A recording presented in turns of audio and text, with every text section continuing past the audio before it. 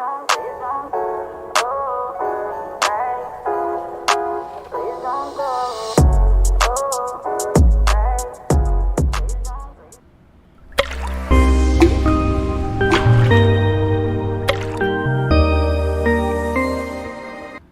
going on, guys? Good morning. Welcome into another pre-market live stream here with Everyday Growth Advisors, and we are about to break it down today.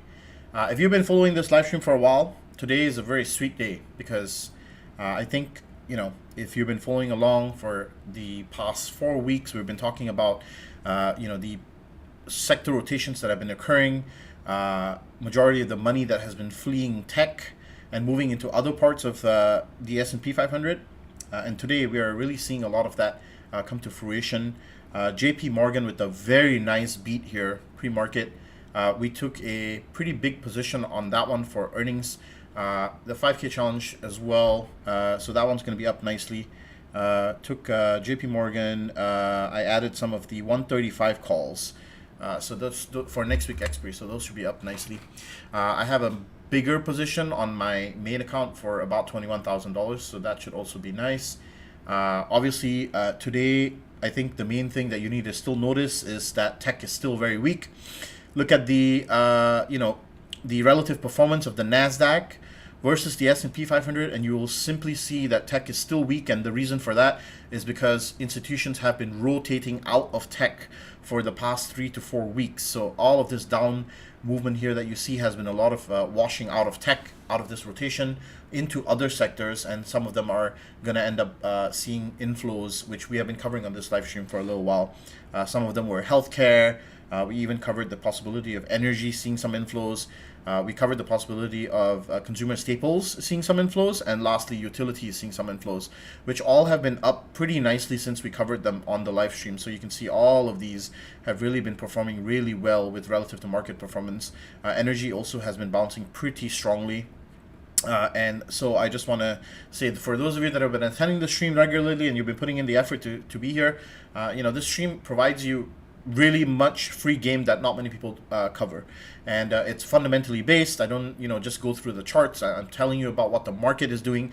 I'm telling you about the rotations, the flow of capital, how you should analyze those things, which is invaluable if you study and you learn properly, right? So I hope that for a majority of you find value in this live stream, and you share it with your friends and family, and allow them to take a part and benefit from this family that we're building here. So, if you attend this stream and you love what we do, make sure you just drop a like. That is the easiest way that you can support us. I don't really ask for much. I know, some people would ask, subscribe to my channel, or do all this and do all that. Just smash the like button. That's all I ask for. So, really simple. We were expecting SPX this week to have a couple of bounces to the downside, and then eventually move up into this 4150 to 4180. That was the bullish plan on the newsletter that I wrote on Sunday. It is now officially Friday, and we are we came close to touching this twice already. So the 4155 has been pretty much tested twice. And we are attempting to break up higher into the 4180. If we do break up into the 4180, then 4200s are on the books. Okay, 4200s, which will be up here in the possible supply zone from the previous highs that we saw back in August. Okay, so that is still going to be something that we will be looking at. But you can see how I drew this way back in this week. So for those of you who've been watching the live stream, I drew this arrow like way back, and obviously I'm not saying that I'm some profit or whatever, but it's just very simple. Like, you can understand that the market was going to move sideways here. I told you guys it'll digest this move for a little while. There'll be a little bit of uncertainty because of CPI and PPI and all of the other economic news, and then after OPEX we probably see a broader move to the upside, or a directional move basically, right? Now, I want to lay one minor caveat here, because I think as everyone starts to get bullish, you need to understand that this is where you have to take a step back and assess your risk. And I have said this on Wednesday's live stream, and I'm going to say it again. You have to be extremely careful with the way that you're looking at this market right now. The reason why this market is continuing to show a little bit of strength is that you see a lot of the moves here being captured by other sectors. But with tech being out of the play here, and institutions kind of pushing this market in this direction without the play in tech. Remember that tech makes up a big percentage of the S&P 500. It makes up almost 30-something%, right? 35% or more, okay? And without tech, it is simply impossible for the SPX to break into the upper levels here. So we need to see that kind of follow through with Apple, Microsoft, etc., etc. Now, don't forget another thing, which is part of the discussion today, right? That is only possible if stocks like Microsoft, Apple, or Magma in general, right? Your standard big or mega caps, right? If they beat earnings, or if we get some kind of a run up towards earnings. But if we do see that, that is the opportunistic moment for you to short the market. Now, I'm not saying to go short here. I'm not saying to go short like, in the future, or you're going to be able to time the short perfectly. What I'm saying is you have to be aware that there is a trap forming here, okay? And that is literally the topic of today's discussion. This is almost like the greatest trap ever that is going to be created, because a lot of people are going to FOMO into this rally, and they're going to think that, oh yes, okay, CPI is cooler, and then earnings for financials are also great, and then let's buy this market higher. And so on this break here, it's very likely that we start to climb all the way up into the 4200s here, and this is where we want to be extremely careful, okay, extremely careful. And that is what you will see in the coming days, okay? So you have to be really, really careful when the time presents itself and you get some kind of an exhaustion in price action up here. That's when you'll be a signal to go short. Now, there are some cracks in the market, right? And I've been talking about one specific ticker for the past couple of weeks that everyone has been trying to short, but then it never got the opportunity to be short. One of them was NVDA, right? Now, everybody and their mamas have been watching this setup form where there's this inverse, not inverse, but a normal head and shoulders here, right? I can guarantee you that there's a ton of retail traders here who are looking for this entry for NVIDIA short, okay? And they're probably looking at this breakdown here and going like, well, this is too obvious, right?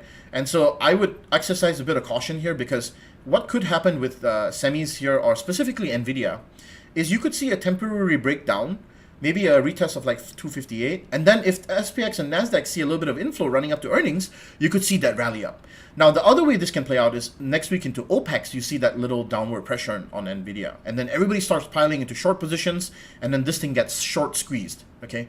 So I want you to exercise a bit of caution, because there is a very defined method that you will have to trade these. You will not be able to really swing trade NVIDIA. My advice to you is to trade this one day to day. Don't swing trade it and assume that it's going to drop and drop and drop and drop, because it'll be very dangerous, okay? I know the risk to reward ratio makes sense, and I would be inclined to agree with you. And I know that the setup is almost too perfect, but that's exactly the problem. The setup is too perfect. Everybody has their eyes on this, and if that is the case, and everybody has their eyes on a setup that's too perfect, it is unlikely to happen. And that's why I'm taking the opposing stance here to say be careful of trading this one specifically, okay? So NASDAQ will have to push higher if we want to see continuity with SPX here. It's just no other way out, okay? This is simple structure of market stuff. You don't need to know a lot, but you need to know these basic things when you're a trader, right? On the other hand, you have IWM, which has been really bouncing in this level for a decent amount of time. And we have not really been able to clinch these lows at 169, 170. So this kind of gives me a little bit of a good setup to possibly play the upside. But I already told you guys I won't play this until it gets above 180 and it bounces above this 179, 180 level. I want to see a strong bounce above this level. Then only will I be inclined to take this to the upside. Other than that, I'm not really that interested to trade this right now, because remember, I will predict that, or rather my assumption here will be that these will start running only when the last rate hike is in, which means I'm thinking somewhere around May, okay? Remember that small mid caps, they benefit from looser financial conditions. If financial conditions are tighter, then they don't benefit. Why? Because liquidity is low, is dry, and then in that case, they can't get cheap funding for their business operations. Net working capital becomes a problem, etc., right? So that is the way that you have to look at this and play this IWM in time to come. The VIX has been melting down into below 19 now, almost at 18 this morning, which means normalization volatility is pretty low for the time being, right? We got that gradual breakout here, but then remember this was easily faded. And this is obviously another reason why you should be looking at the market from a skeptical lens here, because the VIX coming down to the 17, 16 levels. Yes, it can stay here for a very long time, I guarantee that. But what you need to be careful of here is at any time it could spike. Put that together with the dollar index, which is kind of showing almost like a double bottom situation here, but not confirmed yet. It could rally here and then cause a little bit of mayhem for equities in the short term, heading into OPEX next week. Remember, next week is options expiry week. It's the third Friday of the month, right? So tomorrow will be the next week will be the 21st expiry, and that's going to be the third Friday of the month. And this is going to cause a lot of rolling of contracts and a lot of usual stuff that happens every OPEX. So I always tell you guys with OPEX weeks, I think by now you should know, try to keep your risk very minimal. Don't take unnecessary risk. Now, a couple of other setups. BABA has been consolidating above this $95 level. I will be possibly looking to take exposure in this only if we can, start to see a little bit more confirmation of a bounce. So right now, it's still looking pretty terrible and looks like it might continue to move sideways. What I will be doing, I have 1,400 shares of BABA. I will be selling some covered calls for maybe 2 weeks at a time, 1 to 2 weeks out. Collect some premium in the meantime, just chill, wait for this thing to get directional again. And then when it gets directional again, I'll start, taking some upside exposure again. There are obviously many ways you can do that. You could go through a spread structure, or you could just take naked calls, depending on what you want to do with that, right? Coinbase, I spoke about this many months back, signaling you guys that crypto was about to go bullish again. We have a pretty decent run-up on a couple of days ago, and now it started to come down again. Bitcoin and Ethereum have been up pretty decently in this past week, so I think the crypto momentum wave is going to be an interesting one, because we'll have to see risk off here in this market before we see that risk off happen in equity markets as well. So I feel this is a good risk indicator, but you obviously don't take it with like so much of specificity. So just wanted to point that out to you guys. Tesla is squeezing into a pennant, so I expect this little movement in this direction here, and then eventually a breakout, up or down, either way. Your key pivot points are going to be basically 198 here, or 180. What is this? 180, right? So 198 or 180. These two pivot points are going to be your two key pivots. Let me just delete these away so you can see them clearly. I'll make this one green. So this is your bullish pivot, and then this is your bearish pivot. That means that you need to break above this and start retesting this level. So up here, retest, and then you can break out, or break down, retest below this red one, and then that sends you further down. So I wouldn't trade Tesla within this range. It doesn't make sense to do so. So that's what I would be careful trading Tesla in this range. It's a very tight range. You're looking at upside downsides of like maybe $10 or something. I mean, if you're good at day trading and you want to take the risk, then sure, go ahead. I got burned on Tesla once last week, and I haven't really been able to see the matrix with this one lately, so I don't want to really trade it that much. We also were in some Moderna plays. This one played pretty nicely. We rolled some CVS contracts, which are in play. MasterCard, which is looking pretty strong. We have this as a position. We've been playing this for a while as well. Been holding the swing position. We also have a position in Pfizer. Hopefully this will break out along with some of the healthcare names. Another one on your radar should be Costco. This one is squeezing pretty deep into a pennant now, or a wedge pattern, and Walmart, which kind of failed to break out, and we'll see if it actually can form support base at around 147 or so, and that will be a nice base for the upside. If not, that's their pivot for the downside, likely to retest 141 at some point down the line.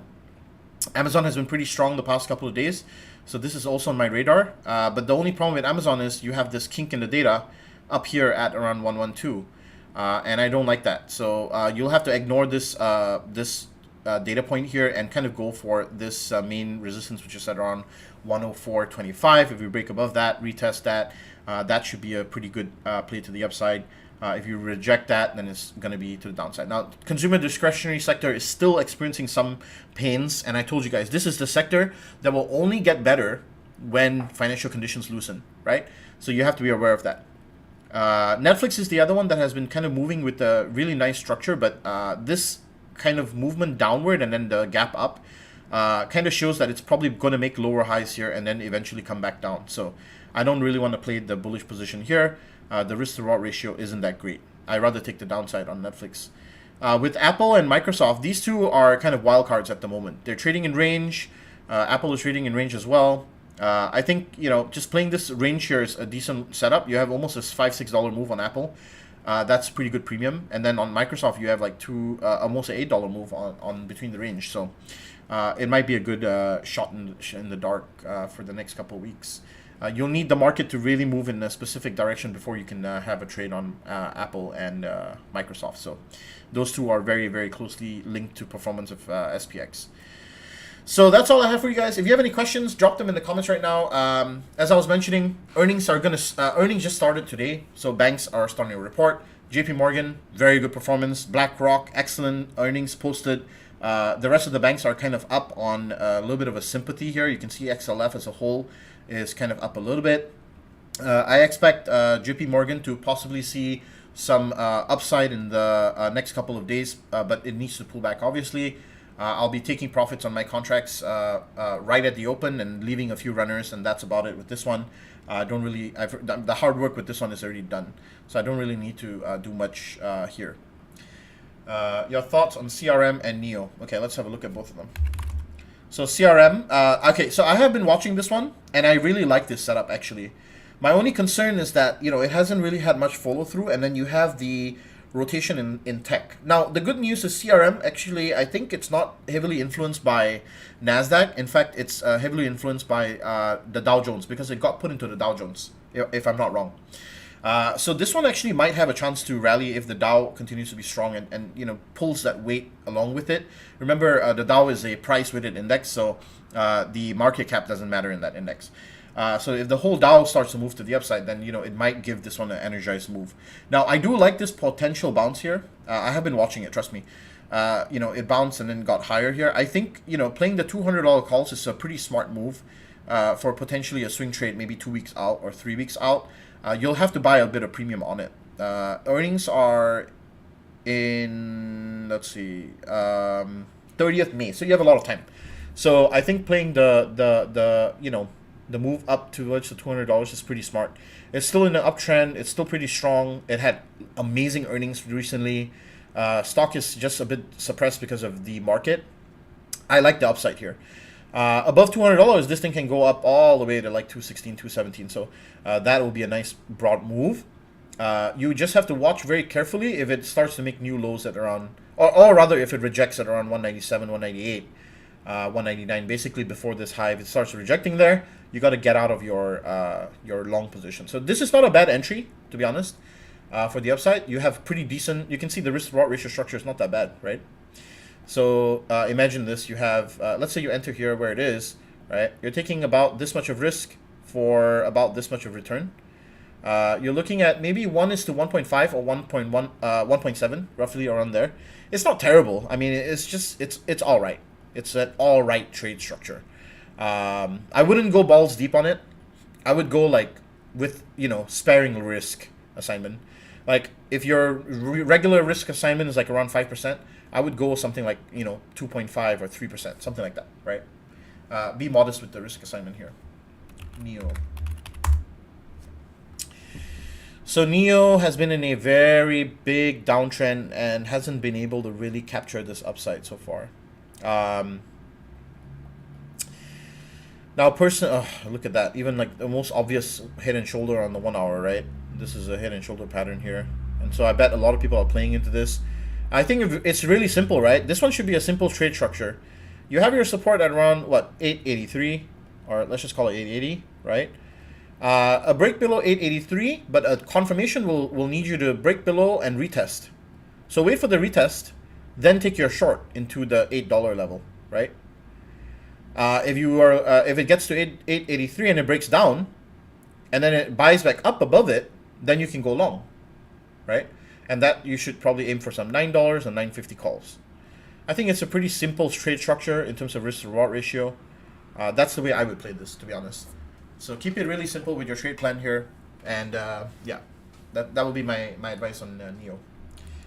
Okay, Square. This is the last one, and then I'm gonna end the stream right here.